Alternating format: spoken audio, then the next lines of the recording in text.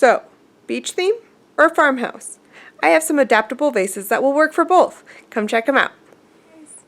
Hey guys, and welcome to my channel where we do DIY projects, crafts, and a little bit of organization, but all on a budget. Come check out today's craft. If you're not subscribed, I hope you'll subscribe. Check out some of my previous videos and let me know what you think in the comments below.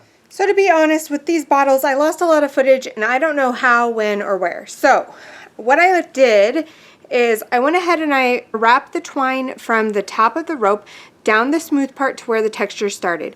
Then I just added a rope piece along the bottom to give it a little bit more of a look. What I did with this one is I purely stuck just with the twine and I wrapped it from the top down the smooth part to the texture, just like I did with this twine. So they have a similar look, but they're still a little bit different. The thing I didn't like about this one is the rope was just a little thick, so I really preferred how this one came out.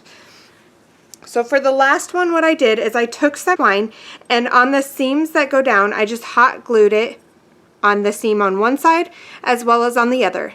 I wrapped the twine around the pieces that I had hot glued on because I thought it would make it more secure, especially if I decided to hang it. Then, once again, I took the twine and I wrapped from the top and I wrapped all the way to where the texture began.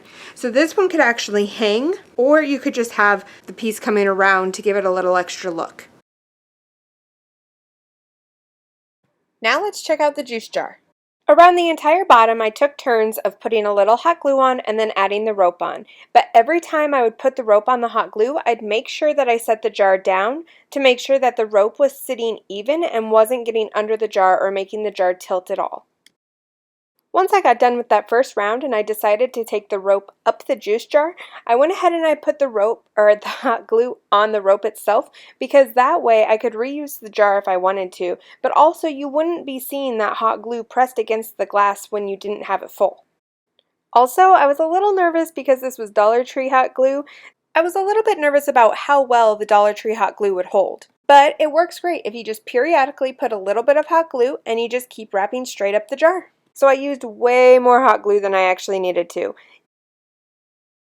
When I had gotten the rope as far up as I wanted to, I just went ahead and I cut it, and then I secured the end with some hot glue, and I made sure I added some right on the end of the rope so that it didn't fray and it stayed nice and tight with the rest of the rope that had been wrapped up the jar. Then I also went ahead and I added a piece of rope right around the top also, just to kind of make it a little bit more cohesive.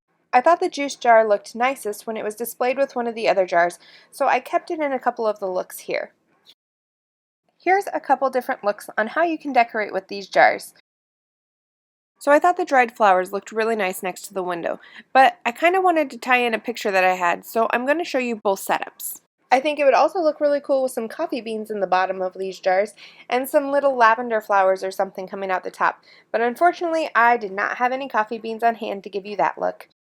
I chose to put some of the white sand in one of them, and at the top I have some of the plastic eucalyptus looking plants. But I know that the beach theme is also very popular, so I wanted to tie that in with some brown sand, and I've laid some of the shells inside as well as had them trickling out. Let me know in the comments below which look is your favorite look.